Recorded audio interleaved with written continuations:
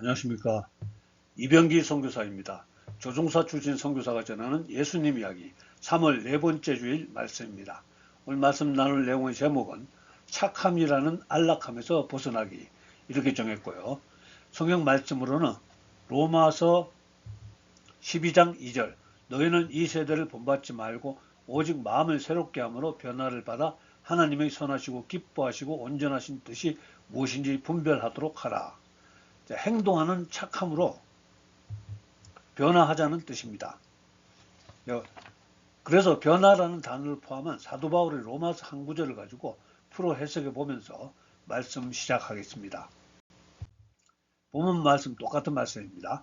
너희는 이 세대를 본받지 말고 오직 마음을 새롭게 함으로 변화를 받아 하나님의 선하시고 기뻐하시고 온전하신 뜻이 무엇인지 분별하도록 하라. 아주 쉽고 간단하게 해석해 보면은 세상 소리에 편향적인 유튜브에 선동가들의 주장에 기만당하지 말고 혹시 내가 변해야 하는 것은 없는지 생각해보고 성경을 통해 계시하시는 하나님의 뜻을 분별하도록 노력하자. 이 정도로 의미로 받아들이면 좋겠습니다. 근데 조금 부족한 것 같아서 조금만 더 깊이 살펴보도록 하겠습니다. 먼저 이 세대를 본받지 말고 이 세대를 NIV 영어 성경에서는 이 세상의 패턴을 본받지 말라고 번역했습니다. 이 세상의 패턴을 본받지 말라는 뜻은 거대한 강물에 카약 보트를 타고 있다고 가정하고 그냥 강물에 휩쓸려 가지 말고 의지를 가지고 상류로 노를 저어서 거슬러 올라가라 이런 뜻으로 해석하면 조금 더 이해가 쉬울 것 같습니다. 의지를 가지고 상류로 노를 저어야 된다는 것입니다. 의지를 가지고요. 사실 이 세상을 본받지 않고 사는 삶을 산다는 것, 이 세상 물결에 휩쓸리지 않는 삶, 얼마나 어려운지 우리 모두는 너무나 잘 알고 있습니다. 바울은 로마의 성도들에게 로마서를 썼는데요. 당시 로마 사회는 우상숭배, 성적 타락, 탐욕으로 가득 찬 사회였다고 합니다. 이런 곳에서 신실하게 산다는 것은 정말 어려운 일이죠. 어쩌면 지금 이 세대도 마찬가지라고 생각합니다. 바울은 이런 세상에서 신실하게 살 수 있는 방법을 우리에게 설명해 주고 있습니다. 그 방법은 바로 우리의 생각, 즉 마음의 새로운 변화가 먼저 있어야 된다고 말하고 있습니다. 오직 마음을 새롭게 함으로 변화를 받아. 그러니까 마음이 변화받지 않고 그대로 있으면은 그대로 강물에 쓸려 내려가겠지만은 우리 생각이 새롭게 변하면은 우리가 이 세상 물결의 공격을 이겨내고 물결을 거슬러 상류로 올라가야 한다는 생각이 들 수 있다는 겁니다. 자, 그렇다면은 우리는 또 어떻게 우리의 생각이 새롭게 변화를 받을 수 있는지를 고민해야 하겠죠. 바울은 그 고민에 대한 답을 이미 로마서 이전 장들에서 이렇게 설명하고 있었습니다. 가장 대표적인 구절이 바로 로마서 8장 5절에서 6절 육신을 따르는 자는 육신의 일을 영을 따르는 자는 영의 일을 생각하나니 육신의 생각은 사망이요 영의 생각은 생명과 평안이니라. 여기서 육신을 따른다는 말은 자기만을 위하여 사는 것을 말하고요. 영을 따른다는 것은 하나님 나라를 위해서 사는 것을 생각하면 이해가 쉬울 것 같습니다. 그러니까 자기만을 위해 살지 말고 변화해서 하나님 나라를 위해 살아라. 이런 뜻으로 이해하면 좋겠습니다. 그렇다면 우리는 여기서 우리 자신에게 이런 질문을 던져 볼 수 있겠습니다. 나는 지금 어떤 생각을 하며 살고 있는가? 우리가 매일 하는 그 생각은 내가 어떤 사람인지를 아주 잘 보여주죠. 우리가 진정한 크리스찬이라면 성령께서 주시는 다음과 같은 선한 것들이 우리 머릿속을 채우고 있어야 합니다. 하나님 나라에 합당한 성품인데요. 영의 일입니다. 갈라디아서 5장 22절에서 23절 오직 성령의 열매는 사랑과 실학과 화평과 오래 참음과 자비와 양성과 충성과 온유와 절제니 이 같은 것을 금지할 법이 없느니라. 여기서 양선은 매우 착함이라고 생각하면 됩니다. 성령의 열매 모두 9가지지만 한마디로 착한 사람의 성품입니다. 반대로 우리가 가짜 크리스천이라면 다음과 같은 생각이 우리 머릿속을 점령하고 있을 겁니다. 갈라디아서 5장 19절에서 21절 전반부, 육체의 열은 분명하니 곧 음행과 더러운 것과 호색과 우상숭배와 주술과 원수 맺는 것과 분쟁과 시기와 분냄과 당 짓는 것과 분열함과 이단과 투기와 술취함과 방탕함과 또 그와 같은 것들이라. 우리 평범한 크리스천들이 범하기 쉬운 육체의 일을 제가 다시 한번 정리해서 뽑아보겠습니다.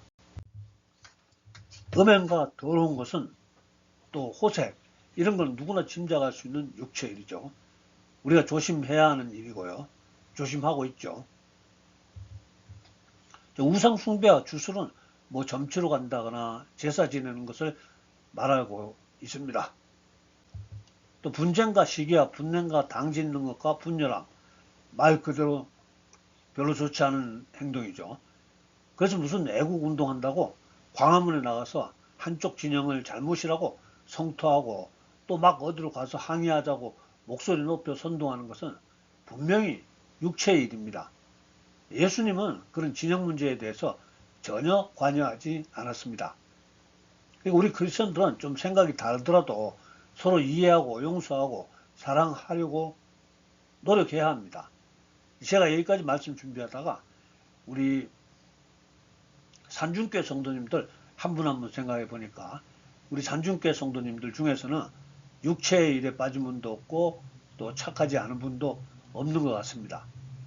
그렇게 볼 때 우리들 중에서는 오히려 제가 제일 변화가 필요한 사람 아닌가 생각됩니다. 그럼 다시 한번 본문 말씀을 들어가서 로마서 12장 2절, 너희는 이 세대를 본받지 말고, 자, 그러니까 본문의 말씀에 우리 산중교회 성도님들을 비춰보면 성도님들은 이 타락한 세대를 본받지 않으신 것 아주 맞습니다. 근데 두 번째 부분에 마음을 새롭게 함으로 변화를 받으라고 했는데요. 제가 생각하기로는 우리 모두 변화 자체는 좀 필요하지 않을까 이런 생각이 듭니다. 어쩌면 여러분들은 원래부터 착한 분들이었기 때문에 변화의 필요성을 느끼지 못할 것 같기도 합니다. 저는 분명히 변화가 필요한 사람입니다. 근데 그 다음 부분 말씀, 하나님이 선하시고 기뻐하시고 온전하신 뜻이 무엇인지 분별하도록 하라. 이 말씀에는 변함없이 착한 분들에게도, 즉 우리 모두에게 다 해당될 것 같습니다. 즉 착하다는 것은 하지 말아야 할 일을 잘 안 하고 계시다는 뜻과 비슷하죠. 참 좋습니다. 음란하고도 상관없고 우상 숭배하지도 않고 다투거나 화내지도 않고 뿐만 아니라 술이나 마약도 하지 않으니 얼마나 착한 겁니까? 하지만 하나님의 뜻은 우리가 단지 죄를 안 짓는 상태가 아니라 예수님의 향기가 나는 상태로까지 가야 한다는 것입니다. 좀 전에 소개드렸던 성령의 열매 다시 한번 보겠습니다. 오직 성령의 열매는 사랑과 희락과 화평과 오래 참음과 자비와 양성과 충성과 온유와 절제니 이 같은 것을 금지할 법이 없느니라. 여기서 양선을 매우 착함이라고 이미 소개했었는데요. 사실은 나 혼자 깨끗한 상태가 아닌 타인에게 유익을 주는 구체적인 행동이 포함되는 착함이라고 합니다. 즉 헬라 원어로는 친절과 선을 베푸는 행동이라고 하네요. 그래서 우리 모두에게 질문해 드립니다. 여러분은 여러분과 만나는 분들에게 친절과 선을 베풀고 있나요? 저는 그러지 못한 것 같습니다. 여러분들은 아마 좋은 분 맞습니다. 하지만 그 선함이 좋은 것이 혹시 아무것도 하지 않는 안전함에 머물러 있지는 않는지 모르겠습니다. 이런 말이 있습니다. 고인물은 깨끗해 보여도 생명력이 없다는 거죠. 결국은 썩게 됩니다. 또 다른 표현으로는 성령의 열매는 관상용이 아니라 누군가를 섬기기 위한 것이라고 말할 수 있습니다. 그리고 우리는 모두 단순히 착함을 넘어서 선을 향한 열정으로 변화해 나가야 한다는 겁니다. 단순히 내가 좋은 사람이 되는 것을 넘어서 나를 통해 누군가가 살아나는 경험을 해야 한다는 것입니다. 자동차가 깨끗한 것보다는 운전자의 목적지를 향해 잘 달리는 데 있음을 생각해 보시기 바랍니다. 물론 잘 달리기도 하고 깨끗하면 더 좋겠죠. 그러나 잘 달리는 것이 훨씬 더 중요합니다. 그냥 직구를 던져 질문 드립니다. 하나님이 여러분에게 주신 그 온유함과 매우 착함을 가지고 이번 주에 구체적으로 누구를 살리셨는가 한번 생각해 보시기 바랍니다. 온유하고 착할 것 같았던 사람과 또 손가락질 받았던 사람을 비교해서 예수님이 들려주신 흥미있는 예화 소개해 보겠습니다. 신약 성경 누가복음 10장에 기록된 선한 사마리아인 비유입니다. 대부분 다 잘 아시죠? 먼저 어떤 율법 교사가 예수님 속을 떠보려고 선생님, 제가 무슨 일을 해야 영원한 생명 얻을 수 있겠습니까? 질문했고요. 예수님은 율법, 즉 구약 성경에는 무엇이라고 적혀 있더냐? 이렇게 반문하셨고, 율법 교사는 대답하여 이르되 내 마음을 다하여 목숨을 다하여 힘을 다하여 뜻을 다하여 주 너의 하나님을 사랑하고 또한 내 이웃을 내 자신같이 사랑하라 하였나이다. 예수께서 이르시되 내 대답이 옳도다. 이를 행하라. 그리하면 살리라 하시니. 그저 율법 교사는 자기가 옳다는 것을 드러내려고 그러면 누가 저의 이웃입니까? 이렇게 질문을 했습니다. 그때 예수님이 이렇게 선한 사마리아인 이야기를 비유로 말씀하시게 됩니다. 어떤 사람이 예루살렘에서 여리고로 내려가다가 강도들을 만났습니다. 강도들은 그 사람이 가진 것을 모조리 빼앗고 마구 두들겨서 반쯤 죽여놓고 갔습니다. 그때 한 목회자가 바로 그 길로 내려가다가 그 사람을 보고 피해서 지나가 버렸고요. 또 어떤 장로 한 사람도 거기까지 왔다가 그 사람 보고 피해서 지나가 버렸습니다. 그런데 길을 가던 어떤 초신자, 즉 보통 사람이 무시하는 어떤 사마리아 사람이 그 옆을 지나가다가 그를 보고 가엾은 마음이 들어서 가까이 가서 상처에 기름과 포도주를 붓고 싸매어 주고는 자기 나귀에 태워 여관으로 데려가서 간호해 주었습니다. 다음날 자기 주머니에서 돈 30만 원을 꺼내서 여관 주인에게 주면서 저 사람을 잘 돌봐 주시오. 비용 더 들면 돌아오는 길에 갚아드리겠소. 하며 부탁하고 떠났다는 겁니다. 예수님이 율법교사에게 질문합니다. 자, 그러면은 이 중에서 강도를 만난 사람은 이웃이 누구냐? 율법교사가 이런 말합니다. 그 사람에게 사랑을 베푼 사람입니다.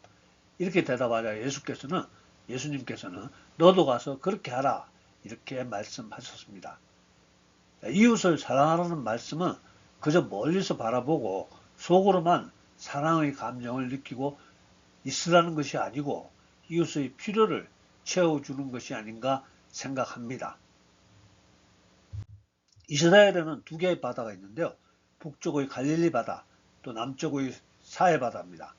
북쪽 갈릴리 바다는 물을 받아 흘려보내기 때문에 생명이 넘치지만은, 즉 그곳에서는 어부들이 물고기를 잡아 생계를 유지합니다.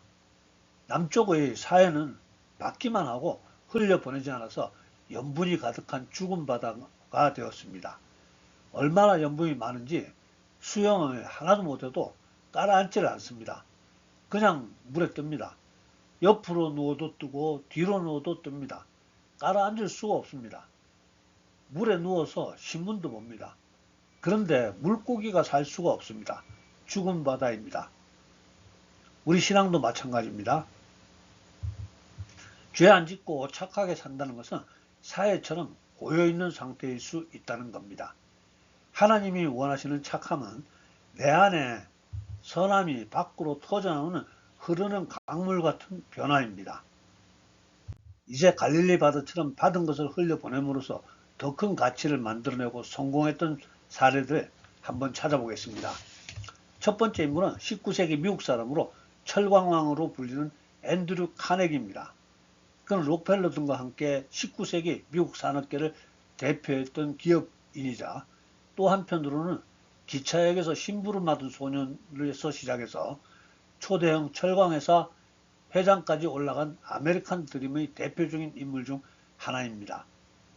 그의 전성기 때 재산을 작년 가치로 2025년 가치로 하나로 환산해 보니까 약 26조 원의 천문학적인 금액으로 당시 미국에서도 록펠러 다음가는 부자였다고 합니다. 근데 카네기는 단순히 돈을 많이 번 부자가 아니라 부의 흐름을 바꾼 인물로 칭찬받고 있습니다. 그는 부유한 채로 죽는 것은 부끄러운 일이다 이렇게 말하고요. 자신이 번 돈을 쌓아두지 않고 사회로 다시 흘려보냈습니다. 한 가지 사례만 예를 들면은 이 사람은 전 세계 2,500개가 넘는 공공도서관을 지었습니다. 단순히 돈을 나눠주는 것에 그치지 않고 사람들이 스스로 성장할 수 있는 지식의 통로를 열어준 겁니다. 카네기가 흘려보낸 이 지식의 강물을 통해서 수많은 가난한 이들이 교육받고 성공할 수 있었고, 그는 전 세계 사람들에게 지금까지도 가장 위대한 자선가로 기억되고 있습니다. 그는 또한 신앙인으로서 우리와 같은 장로교회에 출석했다고요. 11조와 감사헌금을 드렸습니다. 그가 쓴 자서전에는 어머니의 유언으로 너는 평생에 주님의 창고를 부하게 만들어라. 그러면은 내 창고가 항상 넘칠 것이다. 카네기는 이 말씀을 마음판에 새기고 실천하며 살았다고 합니다. 카네기가 부에 대해서 한 말 중에서는 인간은 우상을 갖기 마련이지만 부의 축적이야말로 가장 나쁜 우상 숭배의 하나다. 돈을 숭상하는 것보다 인간을 타락시키는 우상은 없다라는 말을 하였다고 합니다. 그가 많은 은혜를 받았다고 소개하는 하나님 말씀은 고린도후서 9장 8절로 하나님이 능히 모든 은혜를 너희에게 넘치게 하시나니 이는 너희로 모든 일에 항상 모든 것이 넉넉하여 모든 착한 일을 넘치게 하게 하려 하심이라.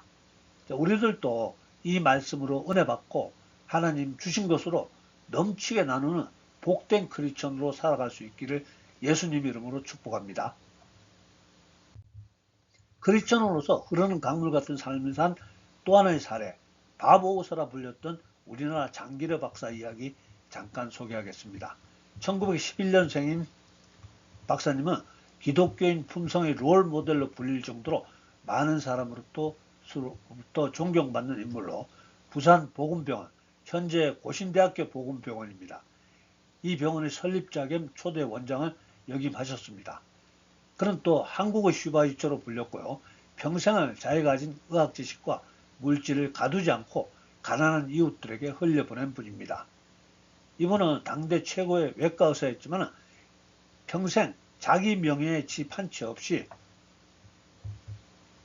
병원 옥상 옥탑방에서 사셨던 독실한 크리스천입니다. 당시 수술비가 없어서 병원을 나가지 못하는 환자들이 많았다는데요. 박사님은 차마 그들을 잡아둘 수 없어서 병원 뒷문을 몰래 열어주고 밤에 몰래 도망가시오 이런 말을 했다고 합니다. 우리들도 장기려 박사처럼 내가 가진 것을 나눌 수 있는 좋은 크리스천이 되어야 하지 않겠습니까? 나만 착하게 사는 것이 중요한 것이 아니고 복음을 나누고 또 구체적인 복음, 즉 물질을 나눠줄 수 있는 크리스천들이 될 수 있기를 예수님 이름으로 축복합니다. 자, 사랑하는 성도 여러분, 이제 선택의 기로에 있습니다. 나 혼자 깨끗하고 조용한 사회의 안락함에 계속 머물 것인가? 아니면은 나를 통과해서 누군가를 살려는 갈릴리의 역동적인 흐름이 되겠는가입니다. 흔히 죄 안 짓고 착하게 사는 것을 신앙의 완성이라 착각하곤 하는데요. 하나님이 우리에게 원하시는 뜻은 멈춰있는 착함이 아니라 끊임없이 낮은 곳으로 흐르면서 생명을 깨우는 행동하는 착함입니다. 아무리 깨끗한 자동차라도 멈춰 서 있으면 고철에 불과하고요. 아무리 선한 마음이라도 누군가에게 흘러가지 않으면 그 선함은 결국 우리 안에서 시들어 갈 뿐입니다. 이번 한 주 내가 내뱉은 온유한 말 한마디, 내가 베푼 작은 물질의 나눔, 또 누군가의 아픔을 묵묵히 들어주는 인내, 이런 것들이 바로 우리들의 심령에서 터져나오는 생명의 강물이 될 것입니다. 그 물줄기가 닿는 곳마다 마른 뼈가 살아나고 절망하던 이웃이 다시 숨을 쉬는 기적을 경험할지 모르겠습니다. 단순히 착한 사람을 넘어서 생명을 살리는 사람으로 세상 속에 도도히 흐르는 산중교회 성도님들 되시기를 예수님 이름으로 간절히 축복합니다. 아멘. 사랑과 안에 풍성하신 아버지 하나님, 오늘 또 사랑하는 주의 자녀들 불러주시고 또 함께 예배드릴 수 있게 하심을 감사합니다. 오늘 우리는 착함이라는 안락함에서 벗어나기를 바라는 마음으로 말씀 나누었습니다. 우리들도 착함을 행동으로 실천했던 선한 사마리아인처럼, 미국의 철광왕 카네기처럼, 우리나라 장기려 박사처럼 이웃을 살리는 멋진 크리스천으로 살아갈 수 있도록 주님 인도해 주시옵소서. 또한 간과하옵기는 이웃을 살리는 크리스천으로 살아가기를 다짐하는 주의 백성들에게 지혜 허락해 주시옵소서. 이웃을 살리는 크리스천으로 살아가기 다짐하는 주의 백성들의 건강을 허락해 주시옵소서. 낫지 않는 질병이 있으면 고쳐주시옵시고 육체의 연약한 부분들 강건케 해 주시옵소서. 건강한 몸으로 지혜로운 몸으로 이웃을 살리는 멋진 크리스천으로 하나님께 영광 올려드리는 우리의 남은 인생 될 수 있도록 축복해 주시옵소서. 지금은 우리 구주 예수님 은혜와 아버지 하나님의 극진하신 사랑과 성령님의 감동 감화 교통하심이 오늘 예배에 참석한 우리 모두에게 또 우리들의 가정과 일터와 섬기는 교회 위에 지금부터 영원토록 함께해 주시옵기를 간절히 축원하옵나이다. 아멘. 예, 감사합니다. 할렐루야. 다음 주에 뵙겠습니다.